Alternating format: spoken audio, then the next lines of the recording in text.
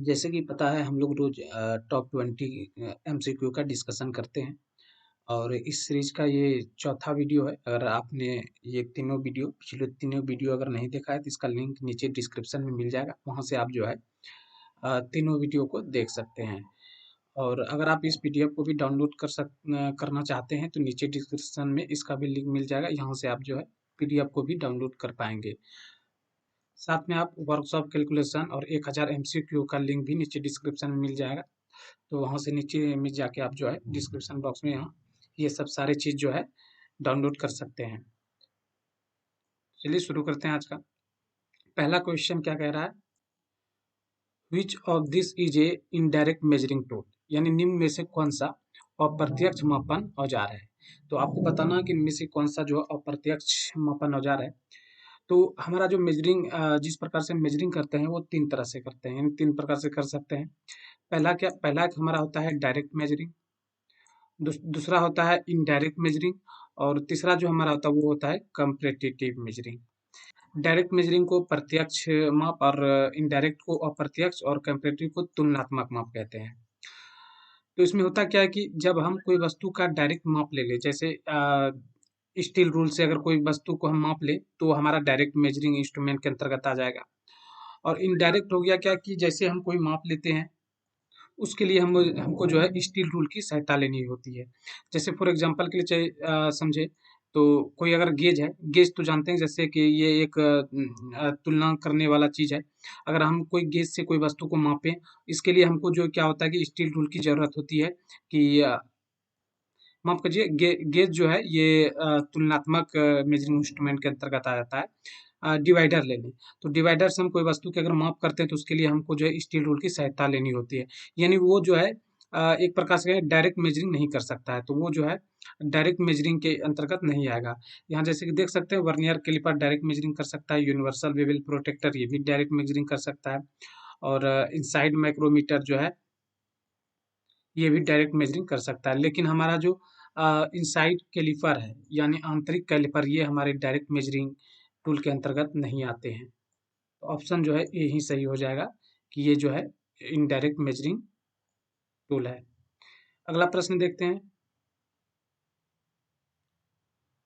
अगला प्रश्न है, the least count of a vernier bevel, sorry vernier caliper, यानी वर्नियर कैलिपर का न्यूनतम गणना क्या होता है। तो जैसे कि पता है कि हमारा जो लिस्ट काउंट होता है वो कोई भी उपकरण कितनी छोटी माप को माप सकता है वही लिस्ट काउंट कहलाता है। यानी जिस हम न्यूनतम माप को माप सकते हैं जिस उपकरण के द्वारा, वो उसका जो है लिस्ट काउंट हो जाता है। तो वर्नियर कैलिपर के द्वारा हम जो है 0.02 mm तक की माप ले सकते हैं, तो यही इसका जो है लिस्ट काउंट हो जाएगा, यानी ऑप्शन जो है डी सही हो जाएगा। अगला प्रश्न देखते हैं। अगला प्रश्न है, विभिन्न प्रकार के बेल्ट का प्रयोग होता है, इसमें कौन बेल्ट नहीं है। तो बताना इनमें से कौन बेल्ट के प्रकार नहीं, क्या फ्लैट बेल्ट नहीं है, सपाट बेल्ट, या फिर वी बेल्ट नहीं है, या फिर दांतदार बेल्ट नहीं है, या इनमें से कोई नहीं। क्या होगा कि जैसे देख सकते हैं ये सपाट बेल्ट भी हमारे बेल्ट के प्रकार के अंतर्गत आता है, वी बेल्ट भी बेल्ट के प्रकार के अंतर्गत आता है, और दांतादार बेल्ट भी बेल्ट के प्रकार के अंतर्गत आता है। तो यहाँ पूछा है कौन सा जो इनमें से कौन बेल्ट का प्रकार नहीं है, तो ये तीनों बेल्ट के प्रकार है, तो ऑप्शन डी जो है ये सही हो जाएगा।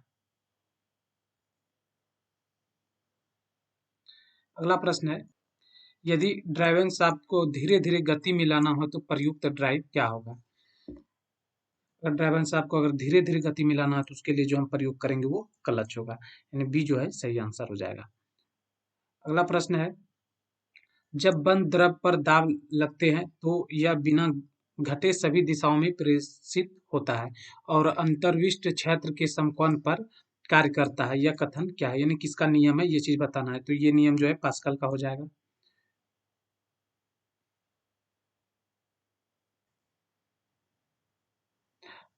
अगला प्रश्न है, which of this is anti friction bearing, यानी निम्न में कौन घर्षण रोधी बेयरिंग है। यानी आपको बताना है कि इनमें से कौन जो है घर्षण रोधी बेयरिंग है। तो हमारे बियरिंग जो है टू टाइप्स के होते हैं, एक होता है फ्रिक्शन बेयरिंग और एक होता है एंटी फ्रिक्शन बेयरिंग।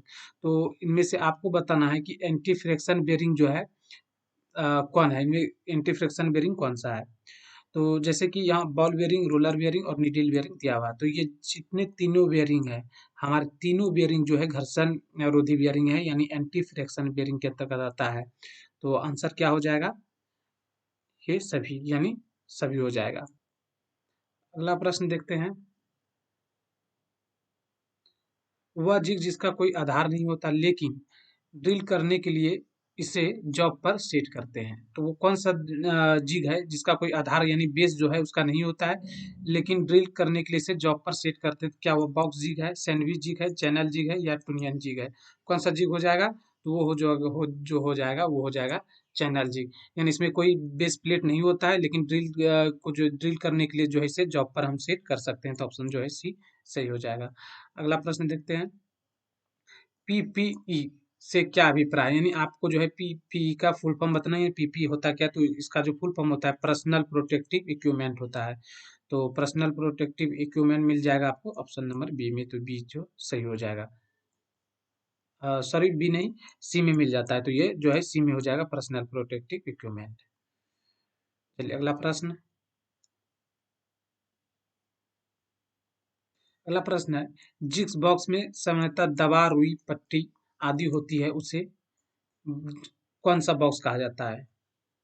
तो आपको बताना है कि जिस बॉक्स में सामान दवा, रुई, पट्टी रखा जाता है उसे क्या कहा जाता है? क्या उसे मोल्ड कहते हैं, शीतलक कहते हैं या फिर प्राथमिक चिकित्सा या औजार कहते हैं? तो जैसे कि हम लोग को पता है कि जिसमें हम लोग दवा, रुई रखते हैं तो वो प्राथमिक उपचार के लिए रखते हैं, यानी इसे आप कह सकते हैं प्राथमिक चिकित्सा। ये प्राथमिक चिकित्सा के अंतर्गत आता है। ये सेफ्टी के चीज़ हैं। अगर आपने सेफ्टी को अच्छा से कवर किया है तो सेफ्टी में ये सारी चीज़ें जो है आप जानते होंगे और पढ़े होंगे इसको। अगला प्रश्न देखते हैं। निम्नलिखित में से कौन सा मृदु कौशल है? यानी आपको बताना which of the following is a soft skill. यानी कौन सा जो है ये सॉफ्ट स्किल के अंतर्गत आता है? क्या सकारात्मक दृष्टिकोण, अच्छा संप्रेषण कौशल, आत्मविश्वास? तो ये जितने भी हैं सारे ये जो है मृदु कौशल यानी जो है सॉफ्ट स्किल के अंतर्गत आता है। तो ऑप्शन डी सही हो जाएगा। अगला प्रश्न है, निम्नलिखित में से कौन सा कौशल एक प्रशिक्षु फीटर ट्रेड में सीखता है? यानी आपको बताना है इनमें से मतलब कौन सा कौशल जो है फीटर ट्रेड में सीखता है? क्या वो फाइलिंग सीखता है, सुरक्षा कौशल, ग्राइंडिंग या ये सभी? तो फीटर ट्रेड के लिए जो है फाइलिंग, सुरक्षा कौशल और ग्राइंडिंग ये सभी चीज और भी बहुत कुछ मतलब जो है उसे आना चाहिए, तभी वो जो है एक कुशल फीटर के तौर पे कहलाता है। अगला प्रश्न है, उच्च परिशुद्धता वाली सतह बनाने के लिए कौन सी रेती का प्रयोग किया जाता है? यानी हाई फिनिशिंग के लिए जो है हम कोई भी जो वर्कपीस को हाई फिनिशिंग में लाना है तो उसके लिए जो हम कौन सा फाइल का जो है चयन करेंगे? क्या रफ रेती होगी, डेड स्मूथ रेती होगी, बास्टर्ड होगी या इनमें से कोई नहीं होगी? तो इसके लिए जो हम चयन करते हैं यानी सुपर फिनिशिंग लाने के लिए वो डेड स्मूथ फाइल का चयन करेंगे। तो ऑप्शन जो है बी सही हो जाएगा। और रफ रेती का प्रयोग वहाँ करते हैं जहाँ हमको तेजी से मेटल को रिमूव करना है, वहाँ करते हैं। अगला प्रश्न, which type of chisel used for cutting कीवे and slots? यानी आपको बताना है कि किस प्रकार का छेनी का प्रयोग करके कीवे और स्लॉट्स को जो है काटने के लिए क्या आता है? यानी किसके कौन सा चीजल का प्रयोग करके कीवे और स्लॉट को काटे जाते हैं? क्या वो फ्लैट चीजल होता है, क्रॉस कट चीजल होता है या फिर वेब चीजल होता है? तो जैसे कि पता है कि फ्लैट चीजल का जो प्रयोग हम लोग करते हैं वो सरिया को दो भागों में अलग करने के लिए या फिर जो है सीट वगैरह को काटने के लिए करते हैं। और क्रॉस क्रॉस कट चीजल का प्रयोग वहाँ करते हैं जहाँ हमें कीवे या फिर स्लॉट काटना होगा। तो ऑप्शन बी सही हो जाएगा। और वेब चीजल का प्रयोग हम चैन ड्रिलिंग के बाद जो है धातु को अलग करने के लिए, चैन ड्रिलिंग कोई ये वर्कपीस है, इस पे इस प्रकार से कुछ दूरी में जो है होल किए गए हैं, तो इसको जो है दो भागों में बांटने के लिए, इसको अलग करने के लिए जो हम वहाँ वेब चीजल का प्रयोग करते हैं।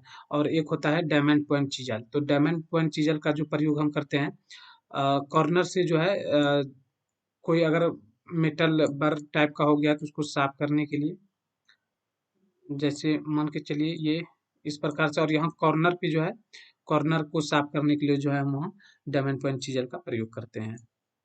अगला प्रश्न है, निम्नलिखित में से कौन सा पिलर ड्रिलिंग मशीन का एक हिस्सा है? यानी बताना है पिलर ड्रिलिंग मशीन का कौन सा एक हिस्सा है? क्या बेस है, फीड हैंडल है, अब मोटर कंट्रोल है? तो ये सारे जो है पिलर ड्रिल मशीन के हिस्सा है, तो ये ऑप्शन नंबर डी जो है सही हो जाएगा। अगला प्रश्न है, which of the following is a part of twist drill, निम्न में से कौन सा ट्विस्ट ड्रिल का जो है एक भाग है। तो आपको बताना है कि ट्विस्ट ड्रिल का कौन सा, क्या वो बॉडी है, शैंक है, या फिर बॉडी और शैंक दोनों है। तो ये जो है दोनों जो है ट्विस्ट ड्रिल के अंतर्गत आते हैं, बॉडी भी होते हैं और शैंक भी होते हैं। बॉडी के अंदर ही जो हमारे फ्लूट्स वगैरह कटे होते हैं। अगला प्रश्न, कटिंग स्पीड को व्यक्त किया जाता है, यानी कटिंग स्पीड को किसमें व्यक्त किया, क्या मीटर में व्यक्त करते हैं, मिनट प्रति मीटर में करते हैं, या मीटर प्रति मिनट में करते हैं, या प्रति मिनट में करते हैं। तो किसमें व्यक्त करते हैं कटिंग स्पीड को, कटिंग स्पीड को जो हम लोग व्यक्त करते हैं वो मीटर प्रति मिनट में करते हैं। और वही रही बात की फीड, जो काफी पूछा जाता है कि फीड को किसमें व्यक्त करते हैं। तो फीड को जो हम लोग व्यक्त करते हैं वो पर रेवोल्यूशन में व्यक्त करते हैं, यानी पर रेवोल्यूशन में फीड को, और कटिंग स्पीड को जो व्यक्त करते हैं वो मीटर प्रति मिनट में करते हैं। ये चीजें क्लियर होना चाहिए। अगला प्रश्न है, एक सामान्य प्रायोजन ड्रिल के लिए जो बिंदु कोण का मान क्या होता है, यानी जो है जनरल पर्पस के लिए हम ड्रिल का जो है पॉइंट एंगल कितना रखते हैं। तो जनरल पर्पस के लिए जो हम ड्रिल का पॉइंट एंगल रखते हैं 118 डिग्री रखते हैं, और अलग अलग मेटल के लिए ड्रिल का एंगल जो है अलग अलग रखा जाता है। तो हम नॉर्मली जो है जनरल काम के लिए 118 डिग्री रखते हैं। अगला प्रश्न है, निम्नलिखित में से कौन सा शब्द जो है ग्राइंडिंग व्हील से संबंधित है। तो ग्राइंडिंग व्हील से ग्लेजिंग और ट्रूइंग, यानी दोनों शब्द जो है ग्राइंडिंग व्हील से संबंधित है। तो ऑप्शन सी में मिल जाता है दोनों, तो ऑप्शन सी जो है सही हो जाएगा। अगला प्रश्न देखते हैं, चित्र में किस प्रकार के ग्राइंडर को दर्शाया गया, यानी ये फिगर दिया गया है, आपको पहचानना है कि ये किस प्रकार का जो है ग्राइंडर है। तो ये जो है पेडस्टल ग्राइंडर के अंतर्गत आता है, तो ये जो हो जाएगा ऑप्शन सी हो जाएगा सही, पेडस्टल ग्राइंडर। इसका फिगर आप देख सकते हैं। अगला प्रश्न है, घटक की थ्रेडिंग के लिए जो है टेप का प्रयोग किया जाता है, यानी हम लोग जो टेप का यूज करते हैं वो किस लिए करते हैं, यानी बताना आपको। यानी जो हम लोग टेप का यूज करते हैं वो किसके लिए करते हैं, क्या जो है एक्सटर्नल थ्रेड के लिए करते हैं, इंटरनल के लिए करते हैं, या फिर दोनों के लिए करते हैं। तो टेप का प्रयोग जब भी किया जाता है वो इंटरनल थ्रेड को जो आंतरिक चूड़ी काटने के लिए हम टेप का प्रयोग करते हैं।